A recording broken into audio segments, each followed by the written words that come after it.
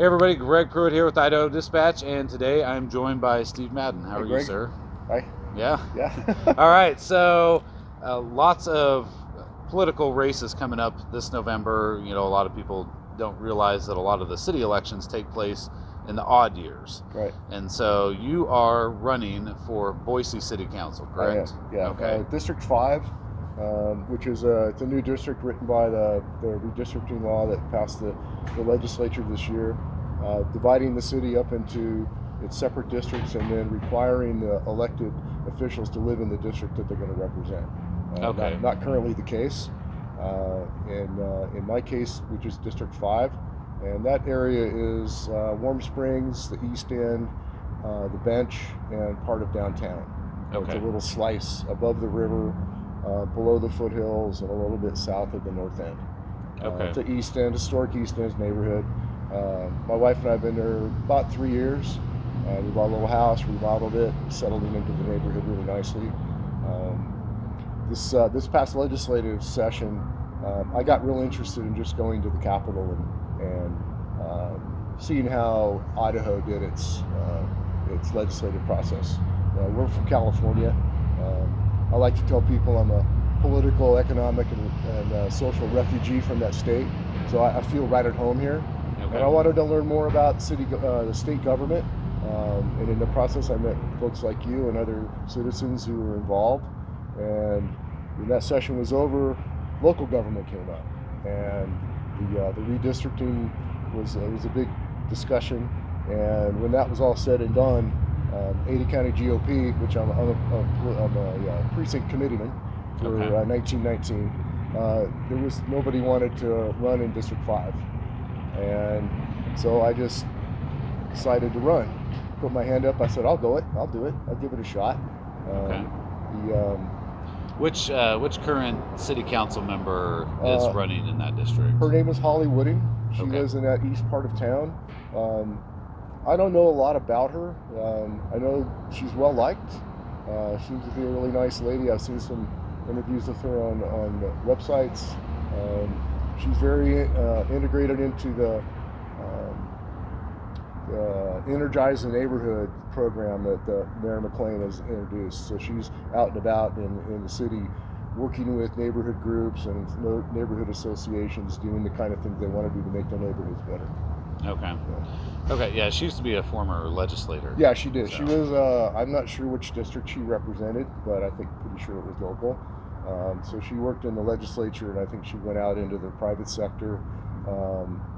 Not exactly sure what she did out there. So is there something, I guess, what specifically, I mean, you know, you throw in your hat to be on the city council of the largest city in Idaho. Is it something that, you know, Holly Woodings did specifically as a city council member, or you know, what drove you ultimately to want to throw your hat in the ring?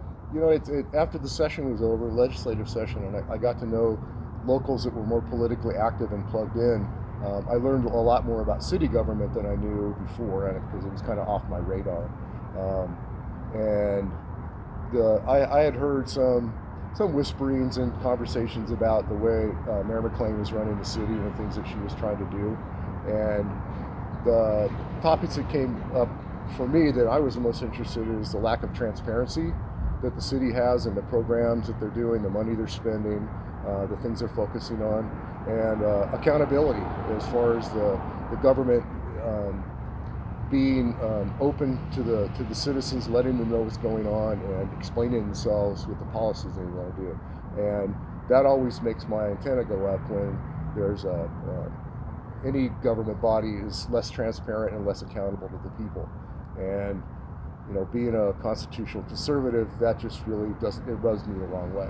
So those two aspects specifically is what really got me thinking about getting into city government, kind of unwinding that a little bit more and making city government more accessible to the citizens, and giving everybody that lives here a voice if they choose to in what's going on. Okay. Was there some specific examples? You know, I think, you know, if I were to go to most city websites, they're going to say that they're transparent, that they're open to the public. Sure. You know, was there something specific that you saw happening that did not seem as transparent as you thought it should be? Yeah, I have about 30 years working in the building trades.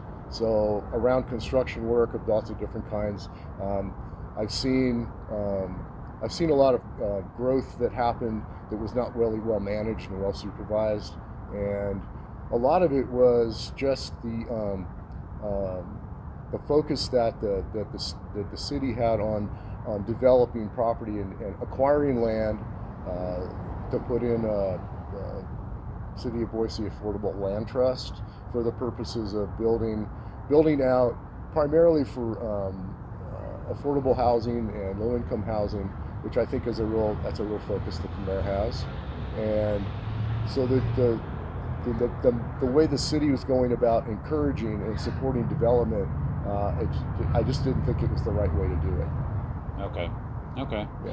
So what, other than maybe trying to bring more transparency to the government, I mean, you have one of the fastest growing cities in the Yes, we entire do. country, not Yes, just we do. obviously the state. So what challenges do you think that Boise is facing, and how do you think you can best help, Boise face those challenges? Yeah, back to the development and housing issue.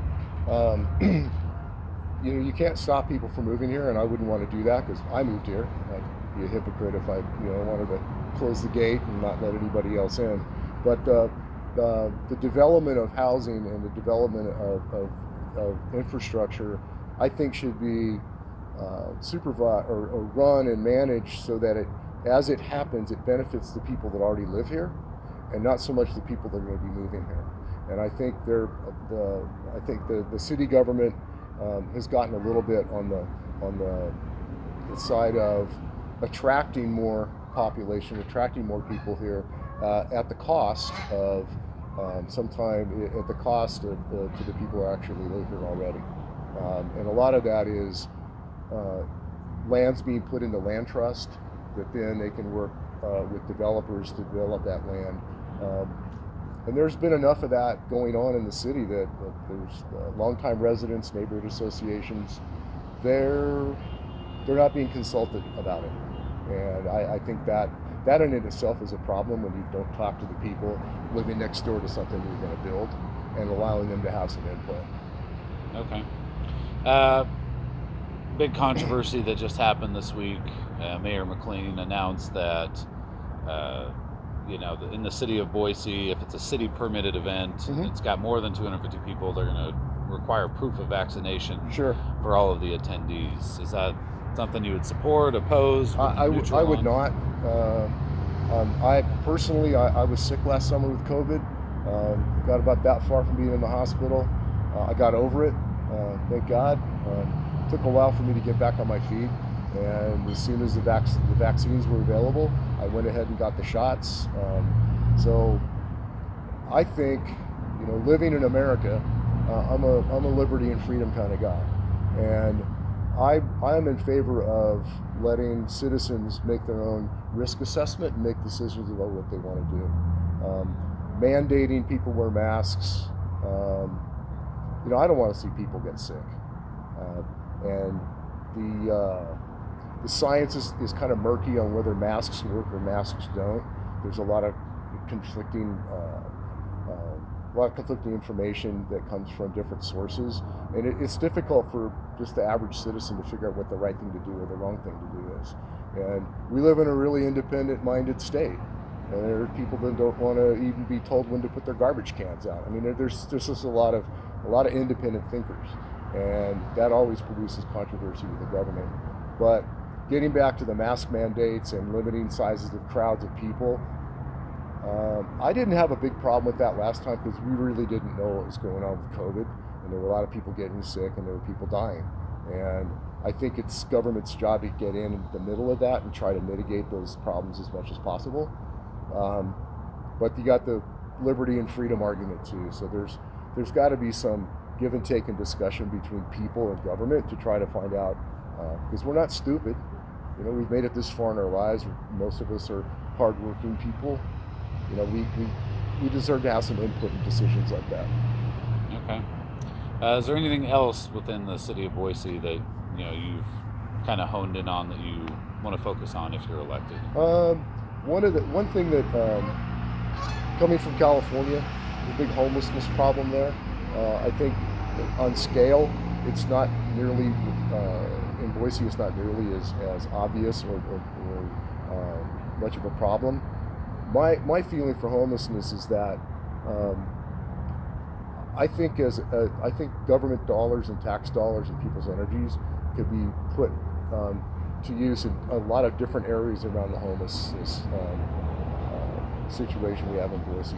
There's people on the street who lost their place to live because of COVID, and they lost their job. They can't afford to put a roof over there anymore. And then there are people who are just chronically homeless who live on the street all the time. I don't think it's compassionate or humane to just let our citizens live in squalor on the street. I think citizens would like to do better by those people, but I can't solve the problem personally.